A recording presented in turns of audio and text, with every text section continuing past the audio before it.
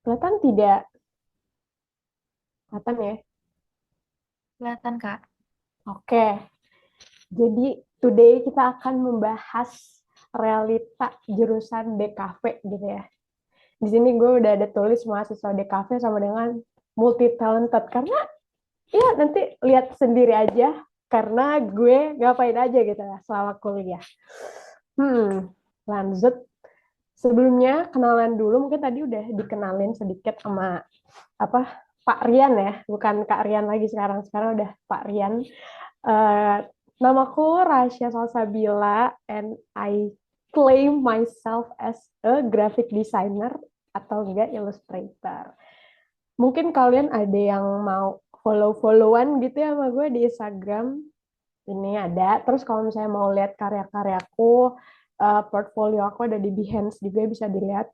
Terus kalau mau kerja sama bisa juga ke email ya yang di ini nih Rachel Sabila 253. Nah, sebelum kita melihat realita, langkah baiknya gue pamer dulu. Pamer karya-karya gue sama ini. Yang pertama, ada gue bikin maskot Kompas, brand Kompas. Kalau misalnya kalian tahu, brand lokal.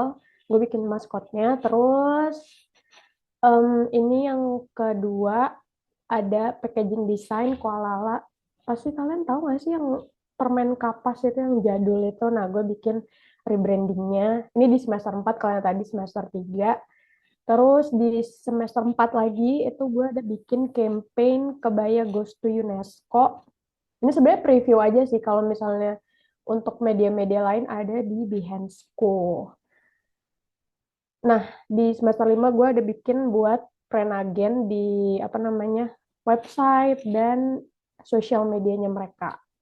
Dan yang paling baru itu aku ada bikin bisnis aplikasi antar jemput namanya Palmisa yang tadi udah sedikit dimention ya oleh Bapak Rian. Nanti kita bahas lebih lanjut anjay.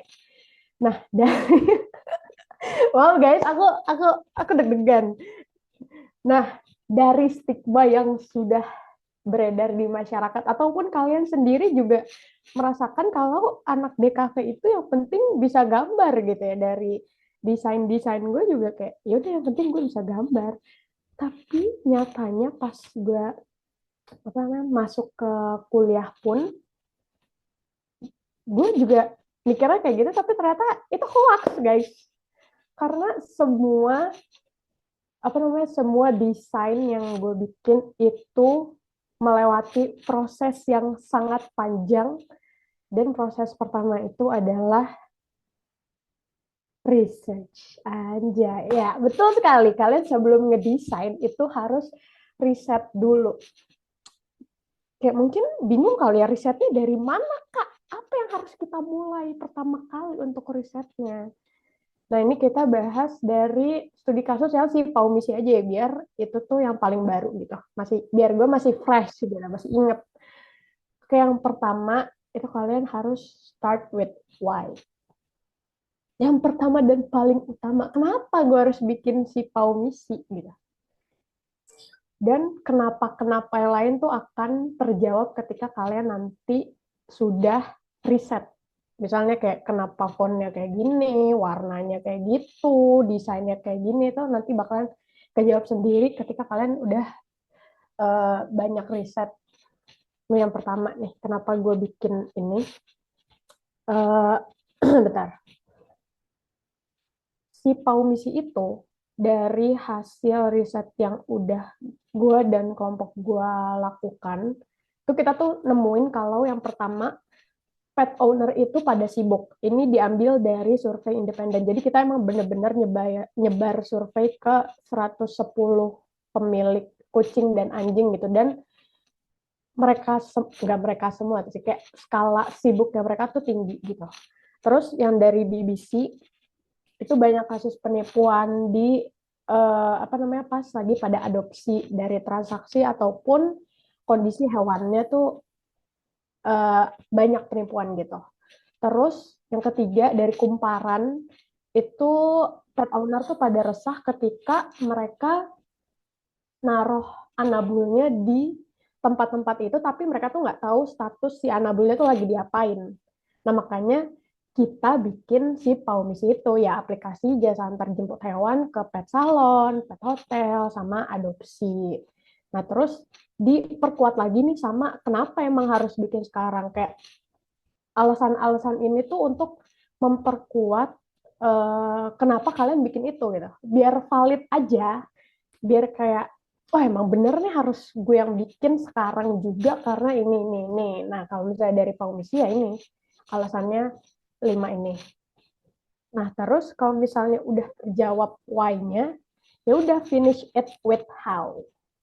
Gimana sih caranya biar solve gitu masalah-masalah yang tadi tuh solve-nya tuh gimana? Ya tadi udah antar jemput hewan itu udah solve. Cuman gimana caranya biar nyampe ke audiens, terus gimana cara promosinya, gimana cara nyampein ke orangnya, ngenalinnya tuh gimana, dan gimana-gimana lainnya. Nah, untuk gimana biar nyampein ke audiens, yang pertama kalian harus tentuin target karya kalian itu siapa gitu. Nah, kalau Paumisi menargetkan masyarakat di Tangsel 25 sampai 34 tahun di CSA, terus dia tuh punya behavioral yang sibuk, pengen praktis, tapi juga mereka ya gitu peduli sama anabulnya gitu. Nah, tapi kalian tentuin targetnya tuh nggak bisa asal juga. Kalian juga harus tahu kenapa harus masyarakat di Tangsel. Karena kalau di Tangsel itu banyak pet owner. Mereka tuh kayak skalanya mungkin dari 10 rumah, 8 rumah punya anjing, punya kucing gitu. Kayak kalian kalau misalnya main ke BSD, main ke Gading Serpong, itu pasti ngelihat ada aja orang yang ngajak jalan-jalan anabulnya. Terus di Tangsel juga banyak pet salon, pet hotel. Jadi ya kenapa kita tidak menargetkan warga-warga sana gitu. Terus eh, tahun di 25 sampai 34 tahun itu kan masyarakat yang udah berpenghasilan. Kayak eh, kita mengasumsikannya mereka udah punya duit sendiri, udah nggak minta orang tua. Kayak ya gue nggak mungkin nargetin anak SMP yang masih minta duit ke orang tuanya, kayak ngapain, ujung-ujungnya berarti target marketnya adalah orang tuanya bukan anak SMP-nya, walaupun yang makainya itu anak SMP gitu ya guys. Terus SES A, SES itu Social Economic Status, ada SES A, B, C. SES A itu correct me if I'm wrong, cuman kalau misalnya based on my research, SES A itu orang-orang yang berpendapatan di atas 6 juta ke atas. Jadi ya kita menargetkan orang-orang kaya gitu ya guys ya. Terus untuk yang busy, practical sama caring ya itu udah based on apa ya, kayak sifatnya mereka. Ya udah emang mereka ya tadi pekerja pasti busy, pasti sibuk. Tapi karena mereka udah sibuk ya udah pengennya yang praktis. Saya ngapain gue udah sibuk-sibuk tapi ribet gitu. Terus ya of course mereka sayang sama anabulnya kayak gitu. Terus nanti kalau udah tentuin targetnya siapa, lihat kompetitornya siapa aja untuk si Paumisi. Nah, kompetitornya yang head to head sama Paumisi yang emang ada aplikasinya itu ada Satwa Gia, Jojo Pet Taksi sama Transpet Jakarta.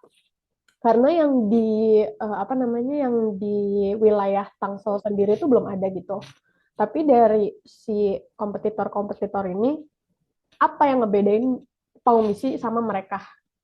Kayak kalian kalau misalnya bikin sesuatu, kalau misalnya emang udah ada sebelumnya, karya itu udah dari sebelumnya, pasti kalian harus bikin sesuatu yang beda dari mereka-mereka yang sebelumnya gitu loh. Kayak ngapain kalau sama, ya mereka ya udah yang udah ada aja gitu. Kita ngapain bikin lagi? Nah, makanya kalau si Paumisi itu apa namanya?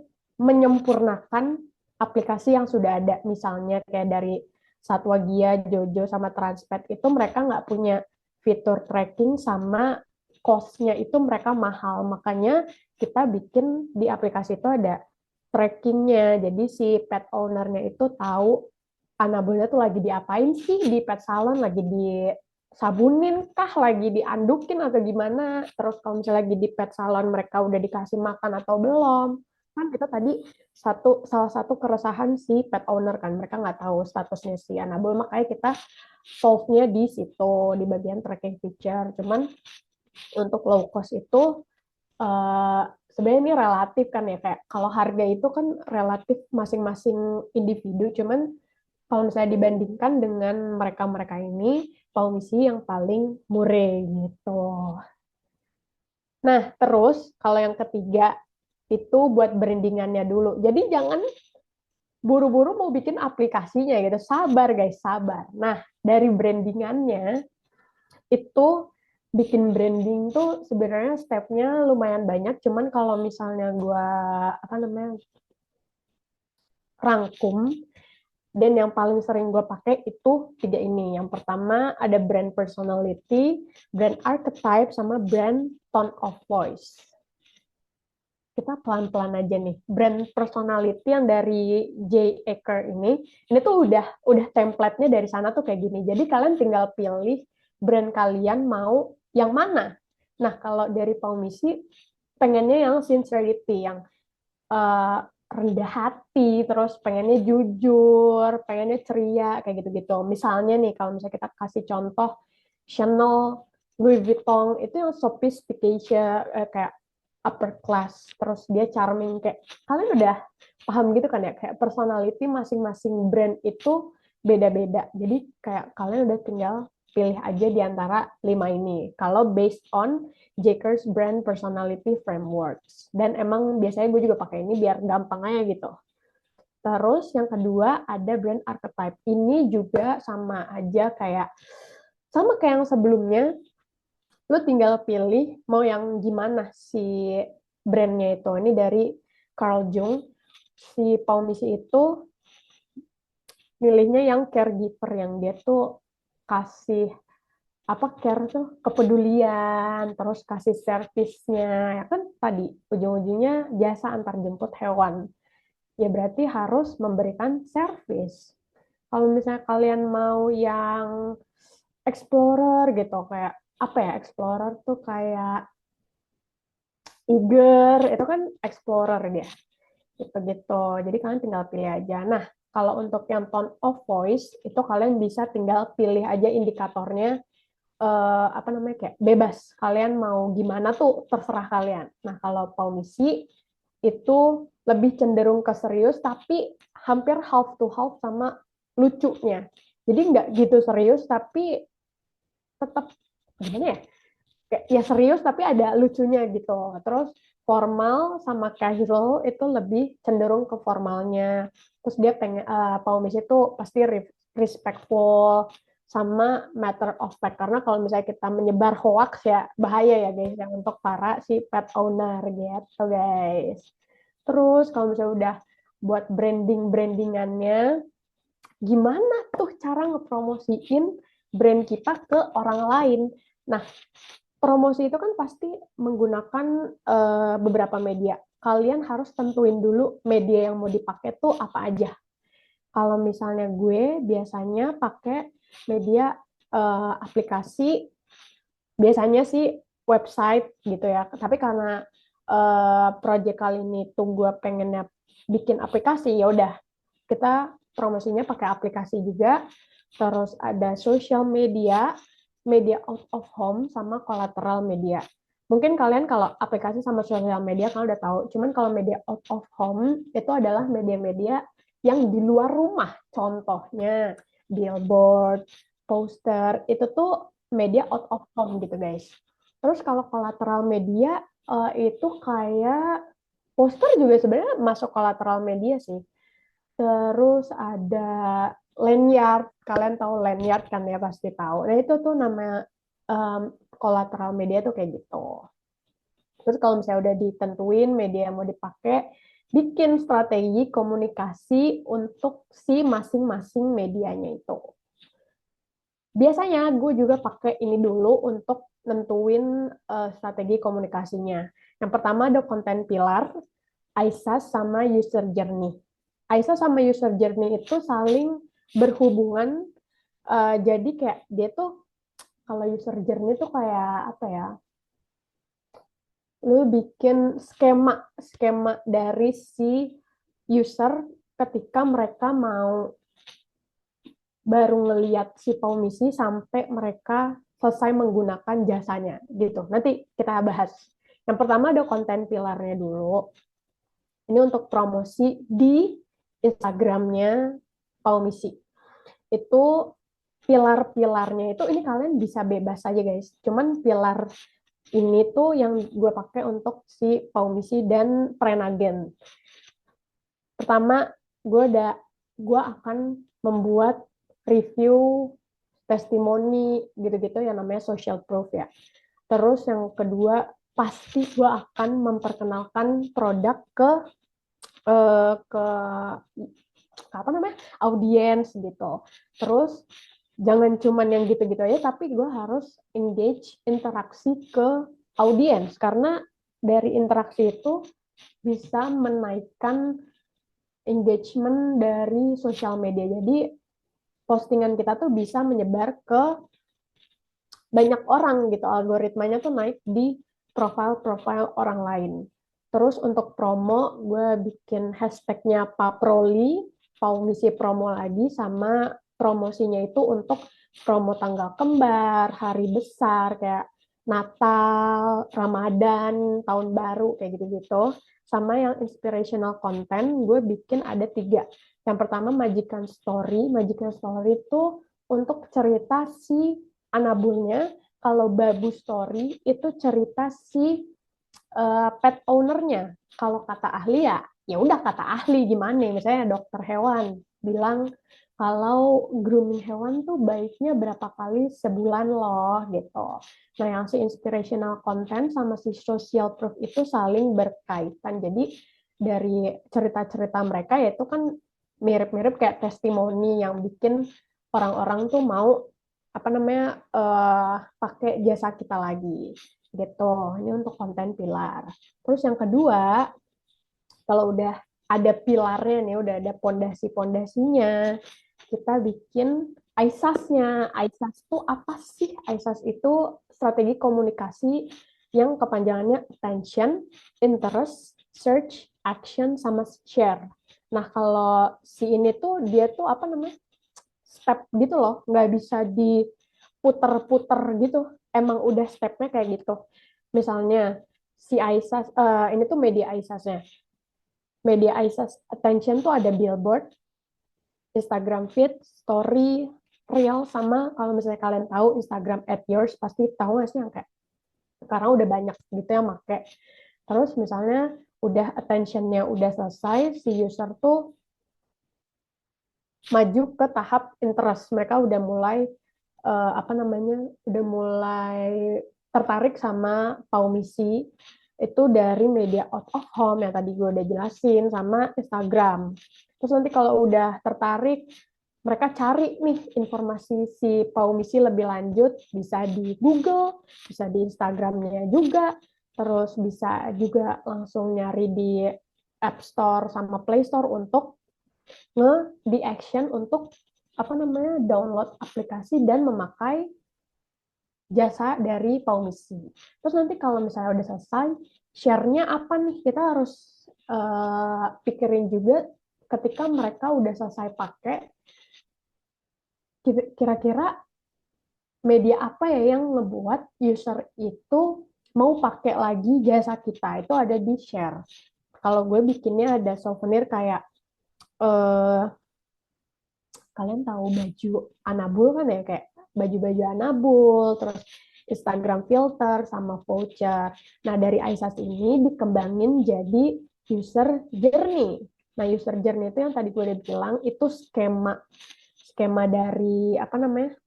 Skema dari si iSAS itu biar kalian tuh kebayang misalnya gue gimana ya cara bikin media apa aja yang akan gue desain biar uh, yang gue desain tuh nggak salah copywriting, nggak salah desain, nggak salah warna, gitu-gitu deh. Tapi yang paling apa namanya yang paling krusial itu di copywritingnya.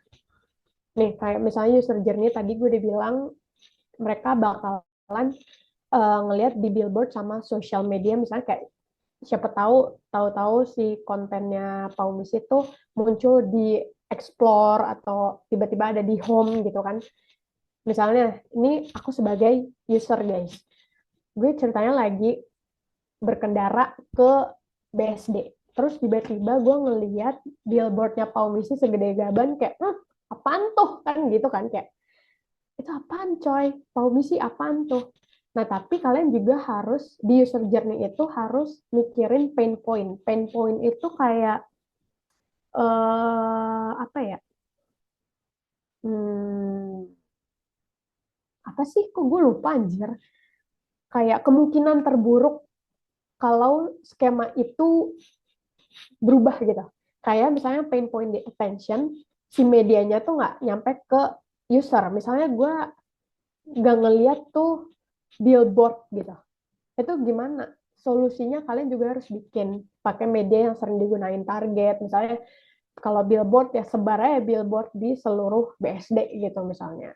Terus misalnya nih gue udah ngeliat billboard tadi, terus gue tertarik dong sama kayak, ih, itu apaan kok lucu ya, ada anabul-anabul kayak gitu. Gue cari tahu lah info tentang si Paumisi lewat sosial media atau out of home yang tersebar di BSD, misalnya ada di pet salon, pet hotel yang gue biasanya pakai, atau poster-poster gitu-gitu kan bisa. Nah, terus pain point-nya apa? Gue pas udah baca informasi, kok nggak ngerti ya tentang si informasi yang udah disampaikan si desainernya gimana sih ini. Nah, makanya solusinya pakai bahasa sehari-hari dan emang bahasa yang memang digunakan sama user gitu. Misalnya kayak gue tadi majikan dan babu. Kalau orang-orang yang tidak uh, memelihara hewan peliharaan itu nggak ngerti guys. Majikan babu tuh kayak, hah anjir kasar banget weh. Misalkan kayak gitu. Makanya lagi-lagi kita harus riset bahasa yang biasanya digunakan sama si user itu kayak gimana gitu. Terus misalnya gue udah cari informasi kayak, ih boleh juga nih gitu ya. Ya udah gue download lah aplikasi di App Store sama Play Store. Tapi ternyata pas gue cari kok belum muncul ya di App Store atau di Play Store-nya kan kayak.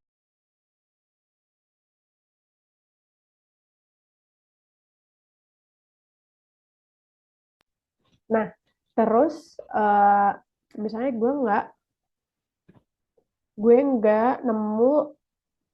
nggak nemu aplikasinya kayak gimana gitu. Di mana kalian pernah nemuin kan kayak kalian nyari di App Store atau di Play Store aplikasi yang kalian maksud itu nggak ada di listnya. Nah, makanya dari IG-nya Paumisi itu akan menaruh menaruh link App Store atau Play Store-nya di bio-nya. Jadi mempermudah mereka untuk langsung download aplikasinya.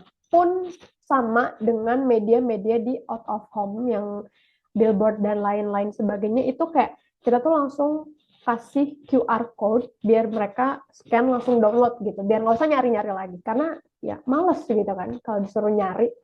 Nah terus kalau misalnya gue udah menggunakan jasa apa namanya, udah menggunakan jasa antarjemput si Paumisinya, gue bisa share pengalaman tapi ya enggak juga nggak apa-apa kan.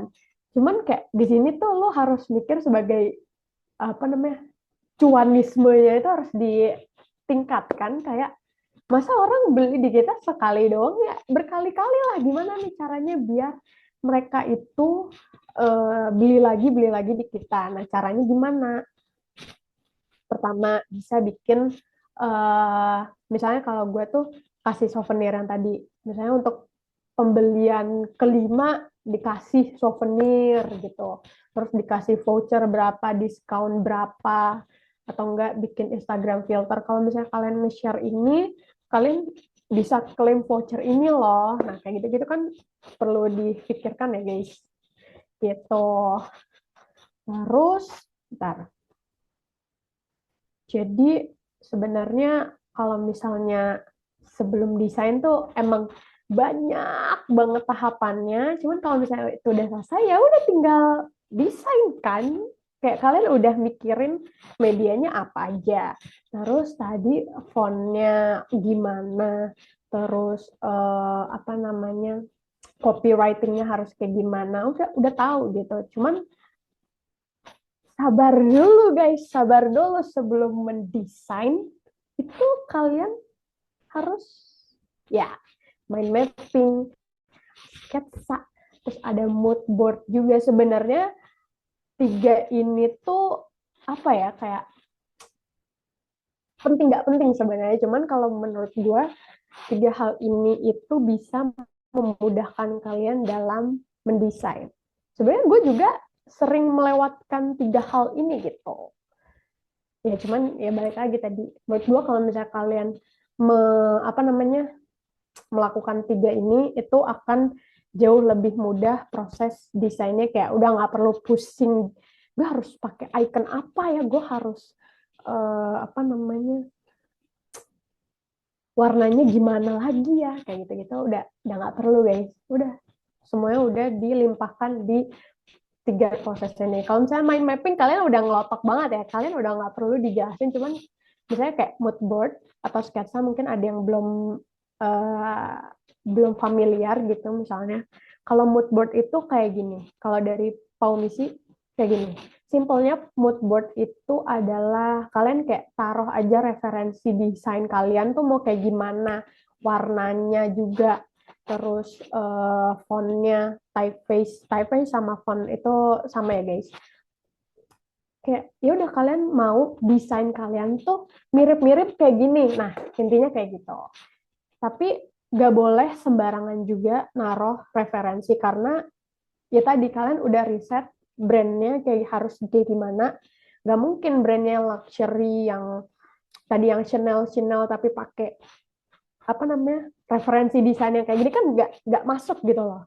Jadi kalian benar-benar harus riset. Intinya riset itu penting guys, jangan dilewatkan riset itu.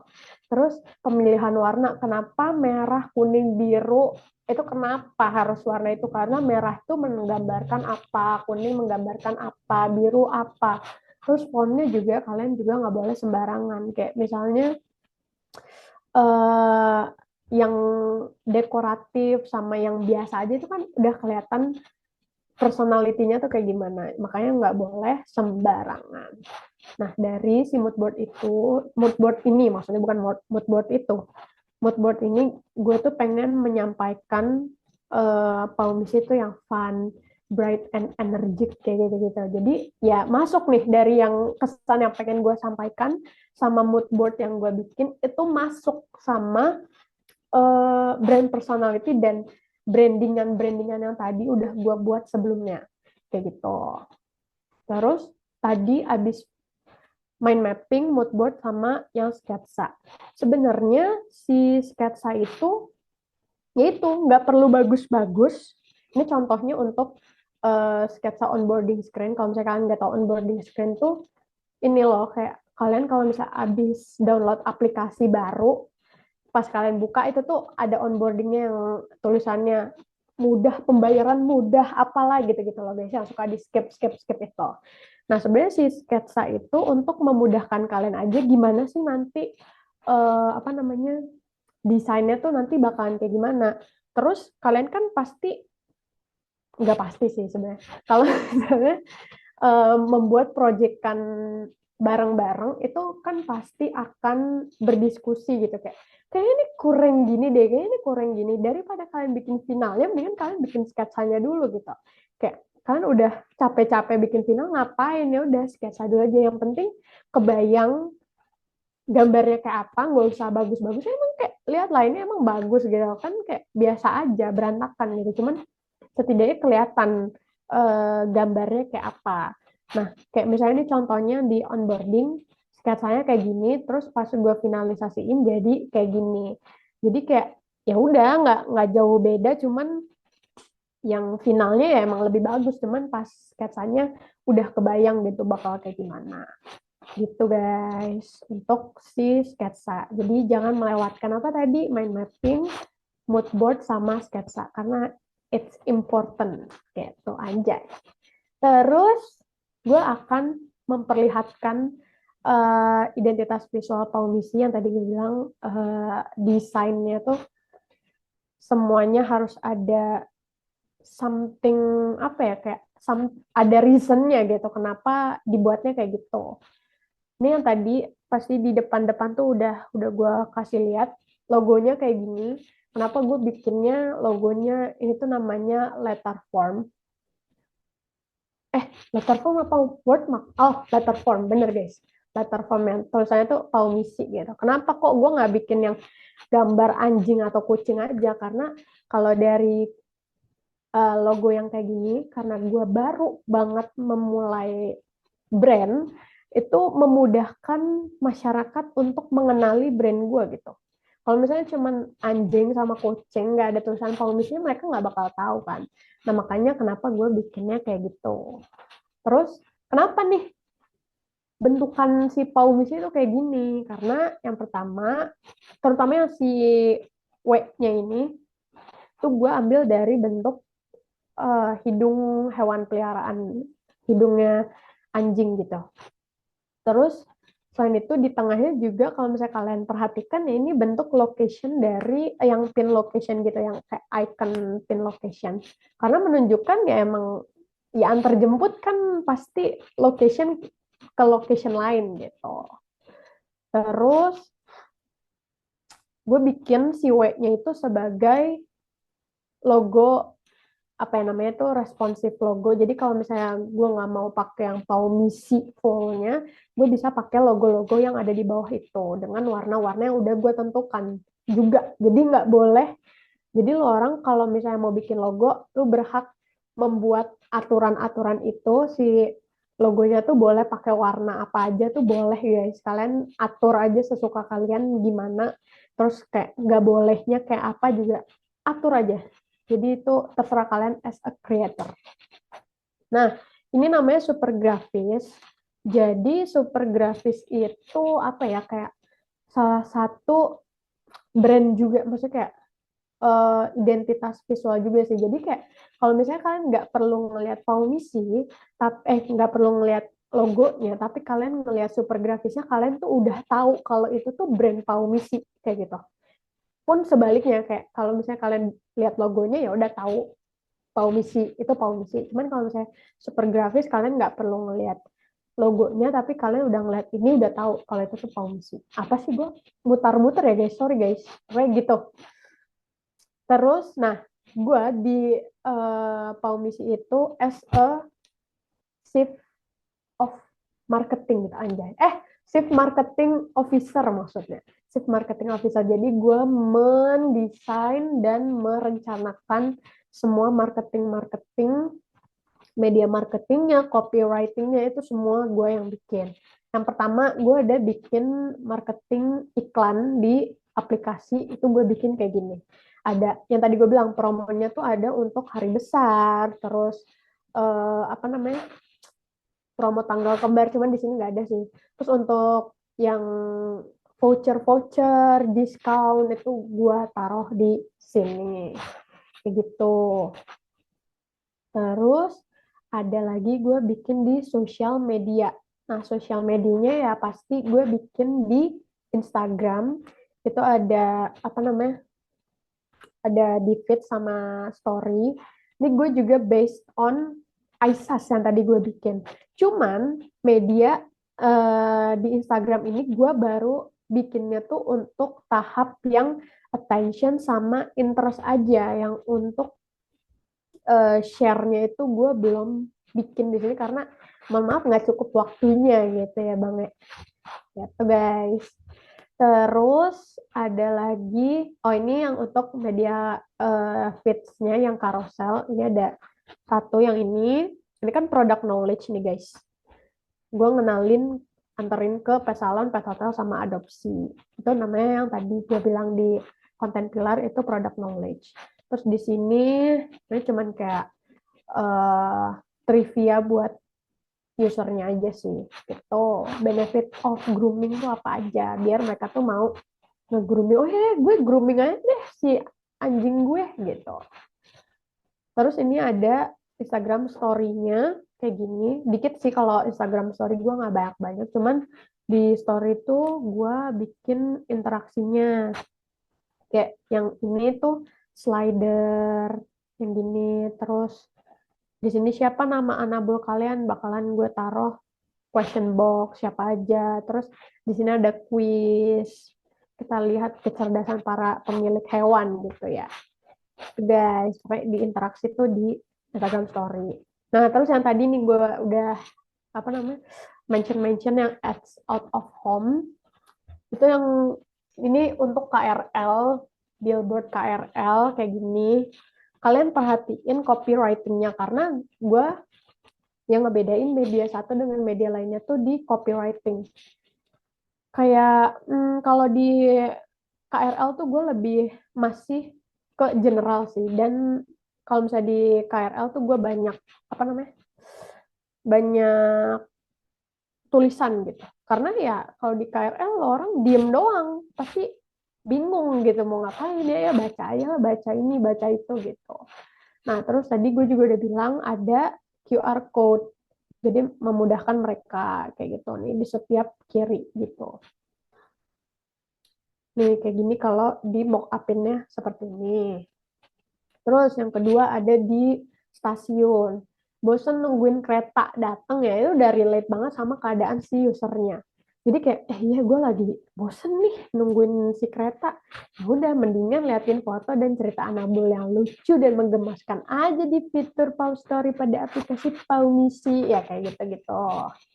Terus ini untuk di bandara. Kenapa kok gue taruh di bandara? Karena bandara itu relate sama liburan gitu. Kalau misalnya si para pemilik Anabul itu liburan, otomatis Anabulnya pasti akan ditinggal di rumah kan. Jadi ya udah kalau majikan bisa liburan, Anabul juga bisa taruh aja di pet hotel gitu-gitu.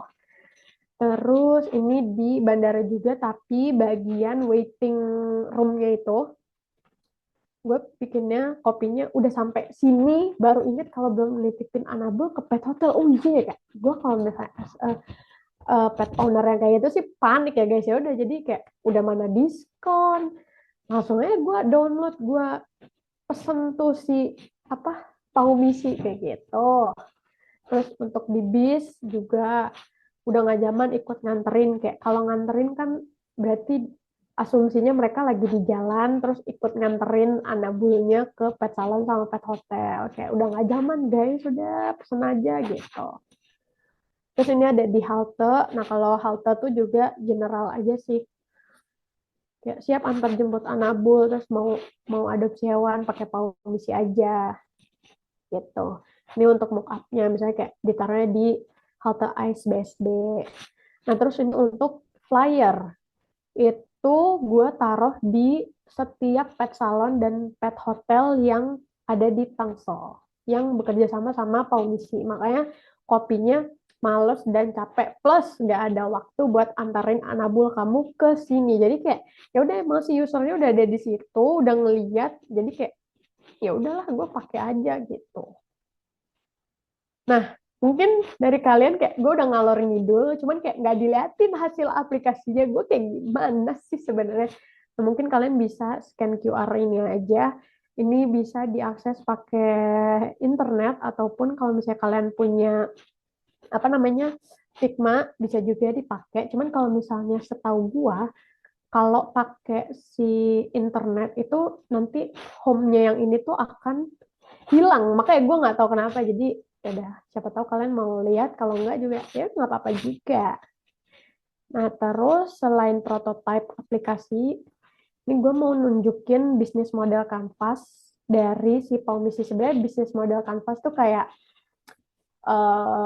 bisnis gue terbangun terbangun dari kayak lu tuh harus memikirkan hal-hal ini sebelum membangun bisnis lu gitu lah intinya. Cuman bacanya si bisnis model Canvas tabel ini agak riuh karena yang pertama baca dari ini yang customer segmentnya kita harus tentuin dulu yang tadi gue bilang Tangerang Selatan, terus umurnya berapa, pekerja kah, face-nya apa gitu. Terus nanti kalau udah baca ke value proposition.